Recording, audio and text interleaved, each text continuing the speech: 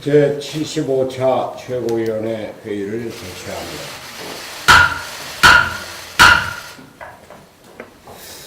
제가 오늘 말이 조금 길어질 것 같은데 좀 양해 좀 해주십시오. 짧게 좀 정리하려고 그랬는데 시간이 없어서 정리해가 안 되는 것 같아요. 어젯밤에 창원에서 올라와서 2년 전 대한민국 헌법재판소는 헌정사상 최초로 현직 대통령을 탄핵했습니다. 탄핵 결정 이후 치러진 대선을 통해서 정권을 교체했지만 제왕적 대통령제 하에 패권주의는 더욱 악화되었습니다. 사람만 바뀌었지 제도가 바뀌지 않은 탓입니다. 국정농단의 근본 원인인 제왕적 대통령제와 구태정치의 근본 원인인 승자독식 양당제가 아직도 시퍼렇게 살아있기 때문입니다. 경제는 날로 악화되고 취업은 늘고 경제적 불평등은 심화되고 서민들은 죽어가고 있는데 우리 사회는 이념의 양극화가 극심해지고 있습니다. 청와대와 집권 여당은 나라를 왼쪽으로 몰고 가려 하고 자유한국당은 오른쪽으로 몰고 가려고 하면서 이념 갈등을 부채질하고 있습니다. 국가와 사회의 안정적 발전을 도모하기 위해서는 정치개혁이 핵심입니다. 2년 전 촛불시민혁명이 외쳤던 내가 나를 대표한다는 위대한 대의제를 위해 선거제도부터 고쳐야 합니다. 연동형 비례대표제가 바로 그것입니다. 제가 단식을 하고 손다방 푸드트럭을 몰고 전국을 돌아다니면서 선거제도 개혁을 고소하는 것도 촛불혁명을 한 단계 더 발전시켜 합의제 민주주의를 이루어내고자 하는 심정 하나에서였습니다. 오늘 아침 바른미래당, 민주평화당, 정의당의 당대표와 원내대표, 정개특위 간사들은 회합을 하고 앞으로 여당과 협의를 해야 되겠습니다만 연동형 비례대표제 확립을 확고하게 하기로 결의를 했습니다. 자유한국당이 반대하는 상황에서 이를 극복하기 위해서 긴급처리안건 패스트트랙을 상정하기로 의견을 모았습니다만 우리 김관영 원내대표가 여당과 협의를 할 것입니다. 패스트트랙에 대해서 어제 자유한국당이 연동형 비례대표제 선거제 개혁에 반대하며 비례대표제 폐지와 의원용수 10% 감축안을 대안으로 내놓았습니다. 우선 강한 유감을 표명하지 않을 수 없습니다. 이는 지난해 12월 15일 5당 원내대표가 합의하고 서명한 내용을 정면으로 부정하는 것입니다. 이는 선거제도 개혁안이 아니라 개혁을 회방놓기 위한 속임수에 지나지 않음을 우리는 잘 알고 있습니다. 정치를 혐오하는 국민의 마음을 교묘히 이용한 포퓰리즘일 뿐입니다. 약속 파기 행위를 덮으려는 속임수에 지나지 않습니다. 그러나 분명히 말씀드리건대 비례대표는 헌법상 헌법 제41조에 국회의원 선거구와 비례대표제 기타 선거에 관한 사항은 법률로 정한다고 명시되어 있으면서 비례대표제가 헌법사항임을 분명히 하고 있습니다.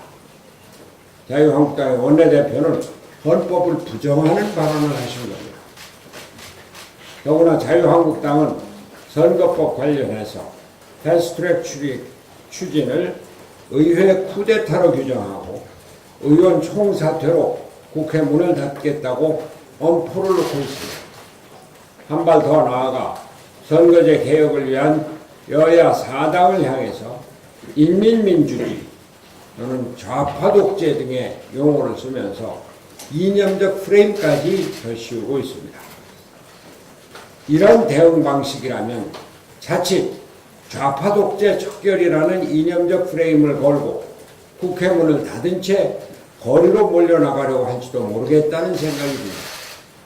자칫 선거법 패스트트랙 반대 투쟁을 전당대회 후에 잔존해 있는 당내 분란을 분산시키기 위한 정치 투쟁의 수단으로 이용하려 할지도 모를 일입니다.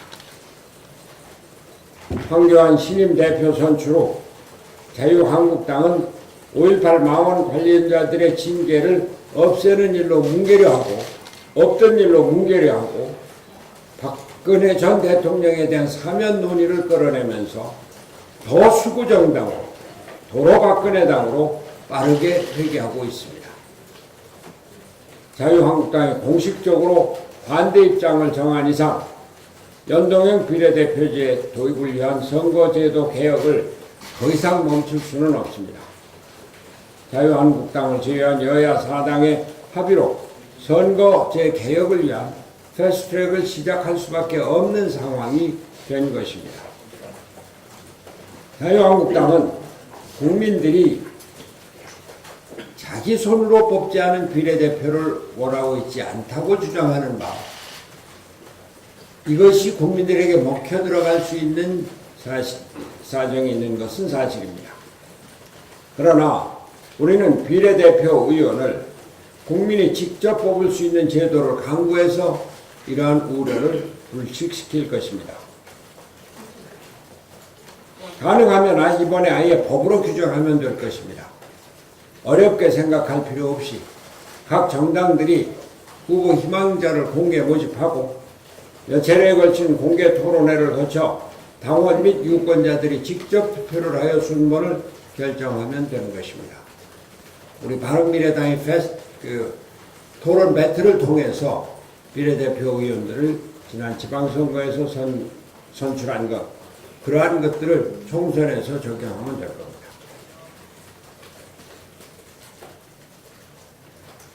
정치 선진화의 첫 단추는 공천 방식의 선진화가 될 것이고, 우리는 이것을 실행해서 민주주의 발전에 기여할 것입니다. 우리 바른미래당부터 해나갈 것입니다.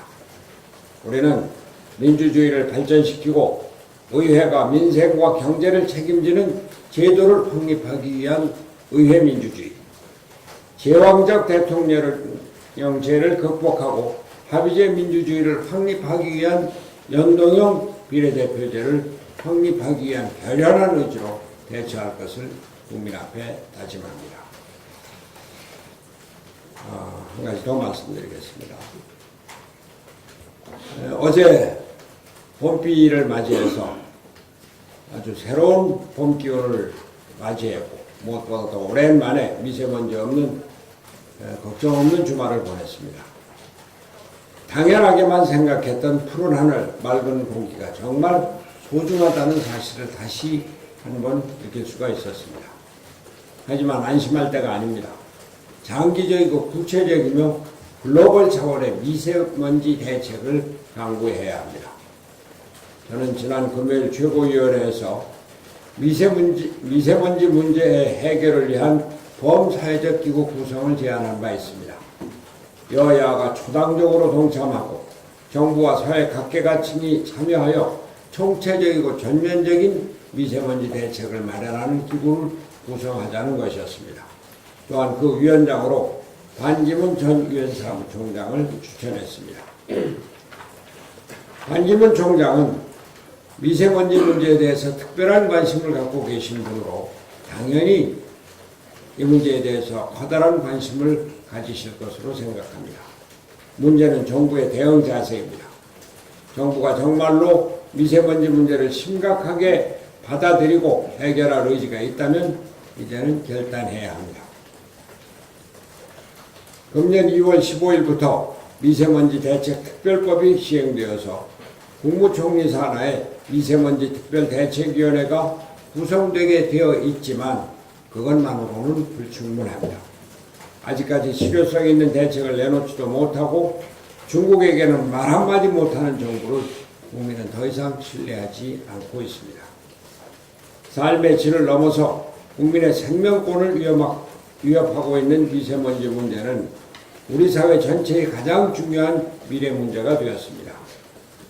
국무총리 직속위원회로 해결할 수 있는 사안이 아닙니다. 정부와 정치권, 시민사회 전체가 참여하여 지혜를 모을 수 있고 대책을 강구할 수 있는 기구가 필요합니다. 충분한 예산과 행정이 뒷받침되는 국가적인 기구가 필요한 것입니다. 그리고 그 위원장으로 반기문 전 총장이 적임자입니다. 반 전 총장은 최근 보다 나은 미래를 위한 반기문 재단의 이사장을 맡아서 기후변화 분야에 대한 대책 마련에 나섰습니다. 오래전부터 환경 문제에 대한 글로벌한 식견을 가지고 있는 것으로 정평이 나 있습니다. 또한 이 문제가 국제적인 공조가 필요한 만큼 오하포럼의 이사장을 맡아서 시진핑 주석과 긴밀한 신뢰관계를 유지하고 있는 것도 큰 도움이 될 것입니다. 무엇보다 반기문 전 총장은 여야 모두로부터 지지를 받을 수 있고 진보 보수를 떠나 전 국민, 전 계층을 아우를 수 있는 분이라는 것이 가장 큰 장점입니다. 국민의 생명이 위협받고 국가적 재앙으로 다가온 미세먼지 문제에 대해서 국가와 사회 전체의 노력으로 장기적인 대책을 마련하고 중국 등 주변 국가, 초국가적인 대책을 논의할 수 있는 국가적 기구를 출범시킬 것을 정부에 거듭 촉구합니다. 네.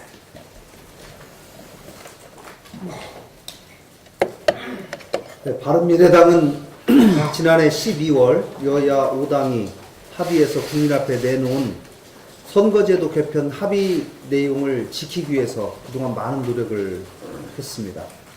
하지만 한국당의 의도적인 시간 끌기로 합의 내용은 휴지 조각이 됐습니다. 바른미래당은 한국당에게 자체적인 선거제도 방안을 내놓고 조속한 협상에 임할 것을 2달 넘게 지속적으로 재촉해 왔습니다.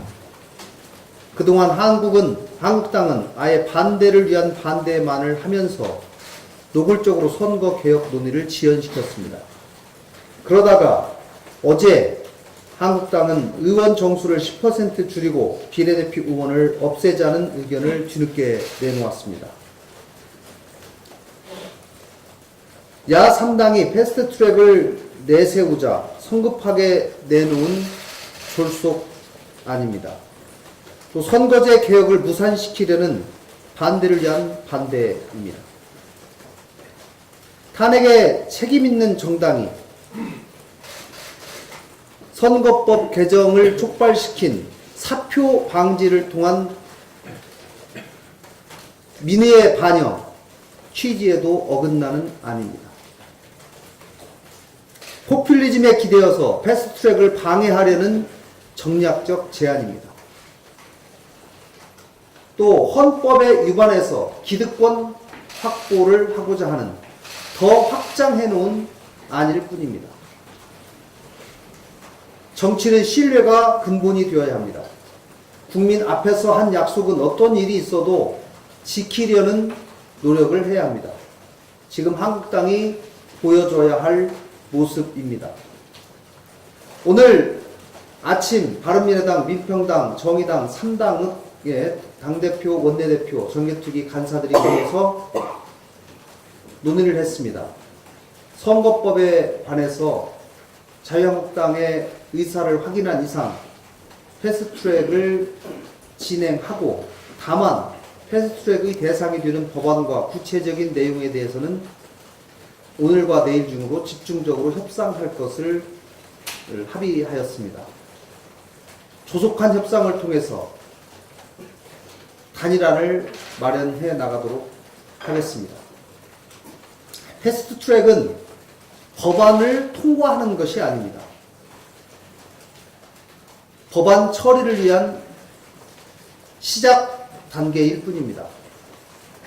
저는 이 패스트트랙 절차를 밟는 것이 선거제도 개편 합의를 위한 여야 협상을 본격적으로 촉발하는 계기가 되기를 바랍니다. 한국당은 이제라도 선거개혁 논의에 적극적으로 임해야 할 것입니다. 반대를 위한 졸속적인 방안이 아니라 국민이 바라는 연동형 비례대표제를 놓고 진지하게 협의해 나가야 합니다. 약속을 지켜야 합니다. 분명한 의지를 가지고 진지한 협상에 나설 것을 다시 한번 촉구합니다. 이상입니다.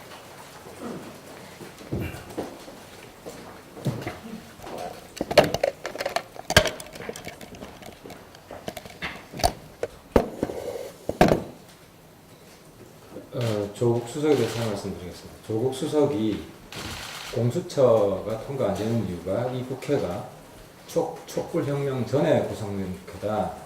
즉 촛불국회가 아니라 적폐국회이기 때문에 통과 안 된다는 취지의 발언을 했는데요. 조국 수석은 지금 자기 자신이 제2의 우병우가 되어 있다는 사실을 직시하지 못하고 있는 것 같습니다. 조국 수석은 본인이 더 이상 촛불혁명의 주체가 아니라 촛불혁명의 대상이 되었습니다. 조국이 아니라 조병우가 된 것입니다. 조국 수석은 자기가 청와대 민정수석이 된 이후에 벌어진 일들을 반성부터 해야 됩니다. 블랙리스트가 등장했고 민간인 사찰 의혹이 생겼습니다. 심지어 낙하산 인사들에 대해서 면접 질문을 사전에 유출했다는 권력형 채용비리 사건까지 터졌습니다. 한번 촛불을 들었다고 해서 영원히 촛불이 되는 것이 아닙니다. 스스로 혁신하지 않으면 적폐가 되고 조국이 조병우가 되고 만 것입니다.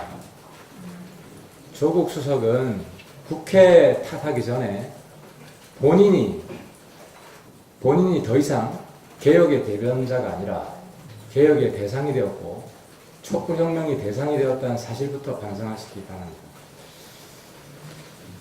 여가부에 대해서 한 말씀 드리겠습니다.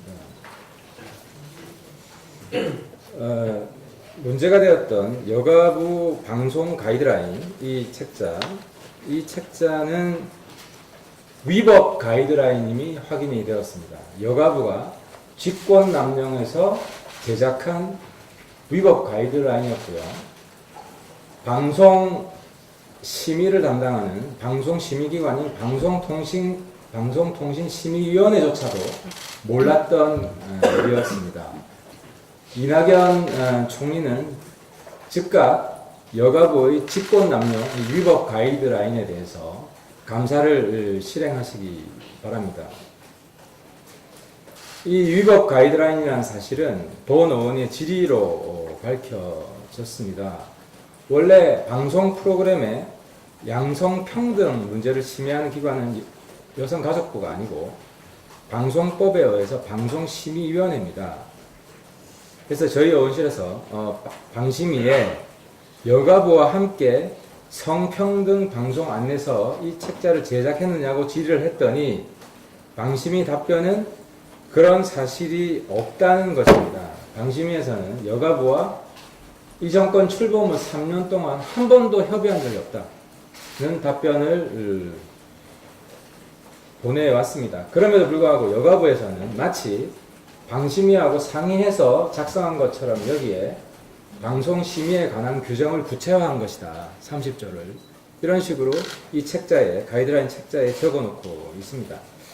그래서 혹시 몰라서 여가부의 양성평등 방송에 대한 방송의 양성평등 문제에 대한 유권 해석 권한이 있는 거 아니냐라고 방심위에 다시 물었습니다. 즉 방심위와 협의하지 않아도 여가부 직권으로 양성평등 문제에 관해서는 방송 심의를 할 수 있는 그런 가이드라인을 제작할 수 있는 권한이 있는 것이 아니냐 이렇게 물어보니까 유권 해석 권한이 없다는 겁니다. 양성평등 유권 해석 권한은 방심위의 구인의 심의위원들에게 있다. 따라서 여가부가 직권으로 양성평등 심의에 대한 규정을 제작하는 것은 명백한 직권 남용이라는 것입니다. 즉 여가부는 방심위를 팔아가지고 마치 이 가이드라인에 강제성이 있는 것처럼 이걸 안 따르면 징계를 먹을 것 같은 그런 위법성 가이드라인을 만든 것입니다. 이 위법 가이드라인을 만든 것에 대해서 여가부 장관은 즉각 대국민 사과를 하고 이 가이드라인 공식 폐지를 선언해야 됩니다. 그리고 총리실에서는 이 직권남용 위법 가이드라인을 만든 여가부에 대해서 전면 감사를 즉각 실시할 것을 촉구를 합니다. 네, 주말에 모처럼 미세먼지 없이 보냈습니다. 미세먼지, 항세먼지 서로 나타나 하더니 그것도 조용해졌습니다. 하지만 다시 찾아올 미세먼지니까 안심하면 안 됩니다. 결론적으로 말하면 문세먼지가 맞습니다.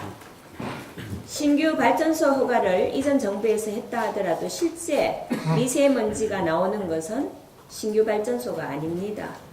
그리고 문재인 대통령이 후보 시절 미세먼지 배출량 30% 감축하고 석탄 화력발전소 신규 건설 전면 중단하겠다고 했었습니다.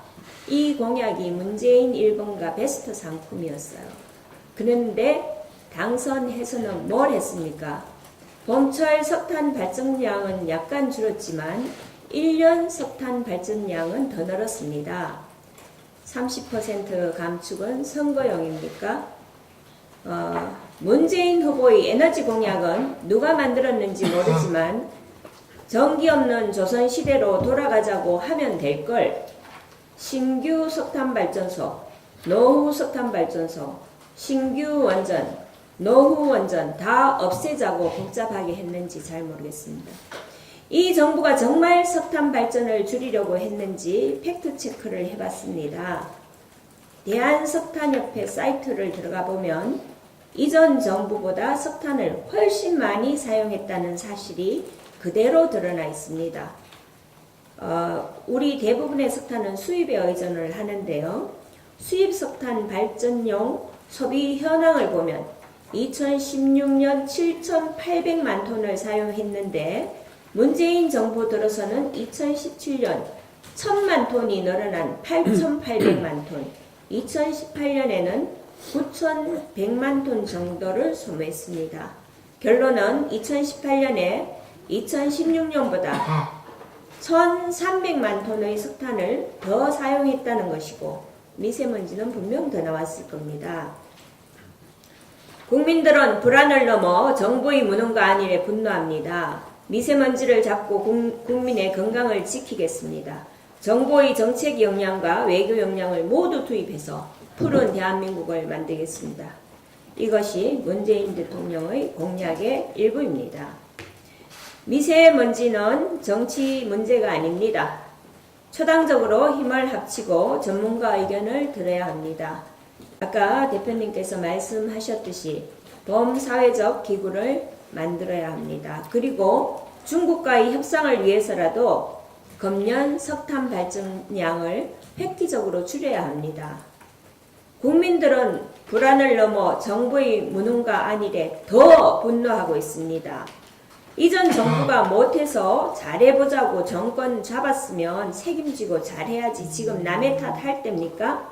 외교 역량을 좀 더 보여주시고 푸른 대한민국 꼭 만들어주시기 바랍니다.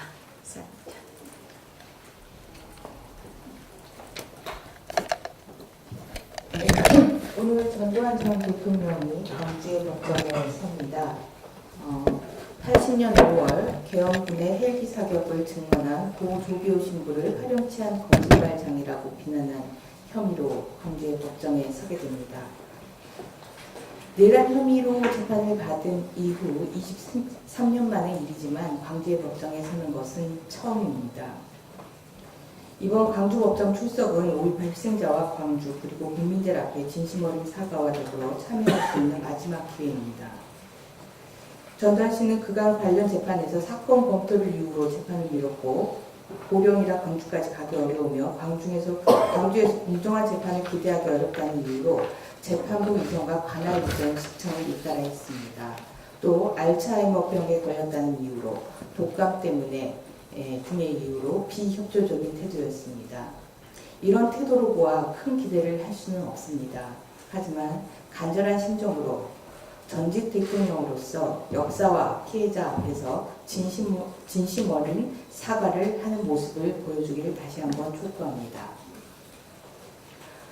소아용 인공혈관에 대해서 말씀드리겠습니다. 소아심장 수술에 쓰이는 인공혈관 제도가 바닥나서 보건복지부와 식품의약품안전처가 미국 보호사를 방문해 가격을 개선할 테니 공급을 재개해달라고 요청하겠다고 밝혔습니다.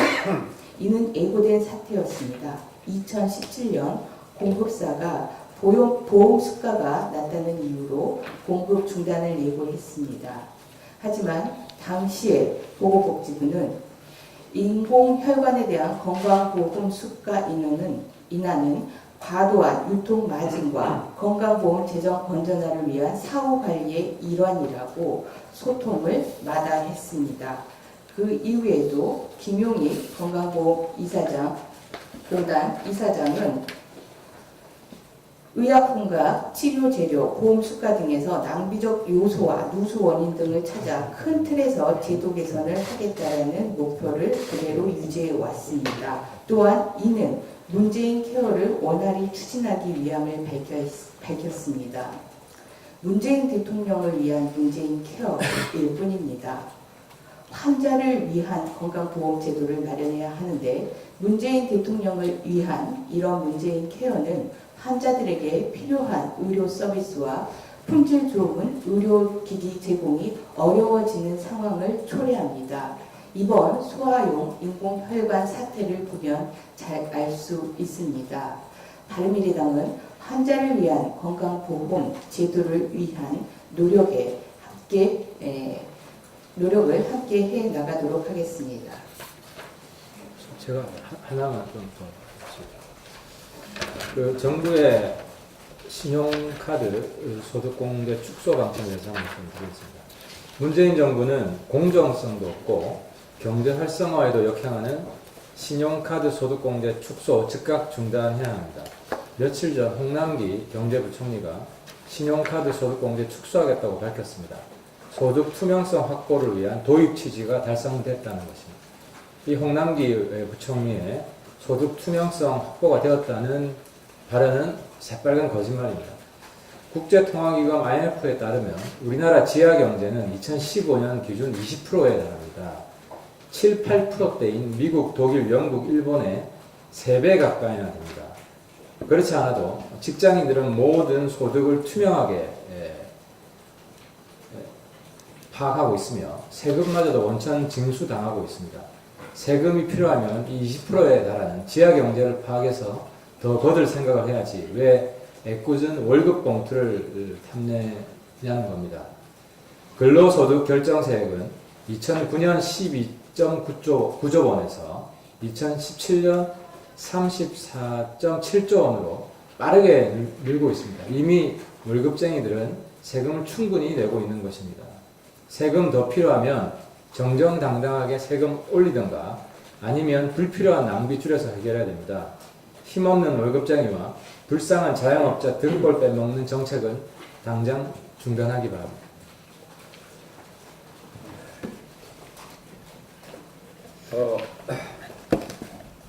하태경 최고위원이 조국 수석에 대해서 얘기를 했습니다. 제가 한 말씀 더 드리겠습니다. 조국 수석은 대통령의 비서로 자기 역할이 뭔지, 자기가 어떻게 처신해야 되는지 좀 자제를 해주기 바랍니다. 그저께 9일날 유신민 전 장관이 진행하는 알릴레오 유튜브에 나와서 국회 공수처법안 처리를 요구했습니다.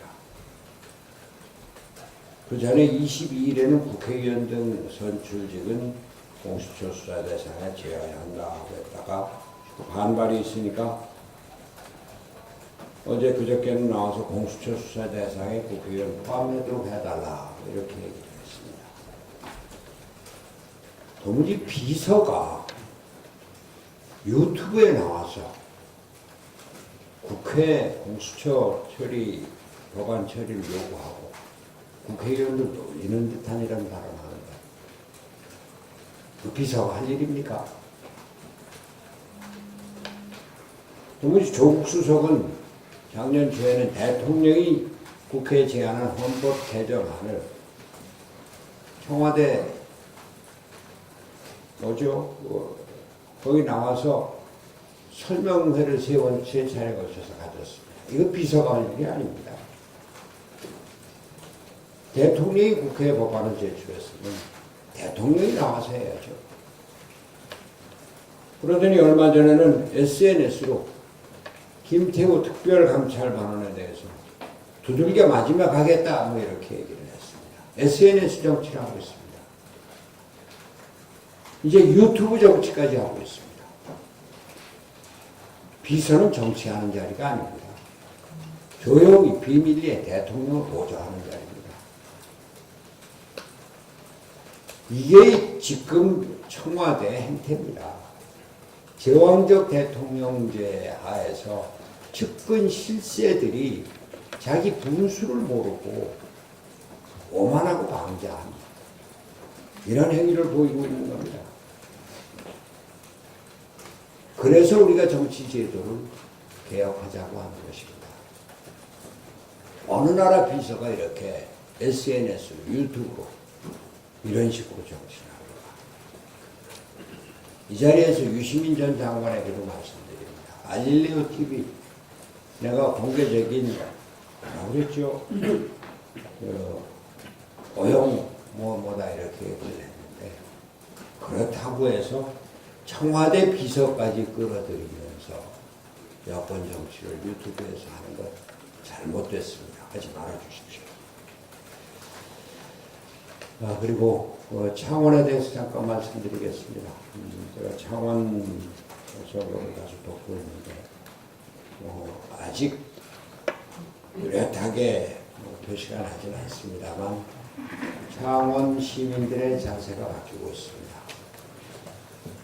창원 경제가 우리나라 경제의 표본입니다. 창원 경제가 일어섰을 때 우리나라 경제가 일어섰고 우리 경제가 무너지고 있는 것이 바로 창원에서 나타나고 있습니다. 자유한국당, 더불어민주당 그리고 민주노총 이거 갖고 안 되겠다, 바꿔야 되겠다 라고 하는 의식들이 일어나고 있습니다. 당직자들 또 현재 당원들 고생 많이 하는데 중앙당 여러 의원들께서 좀 많이 도와주시고 내일 말이죠. 내일 오후 3시에 이재환 후보의 선거대책본부 발대식이 창원에서 있습니다. 우리 의원님들 또 당직자 여러분들 많이 참석해 주시기 바랍니다. 예.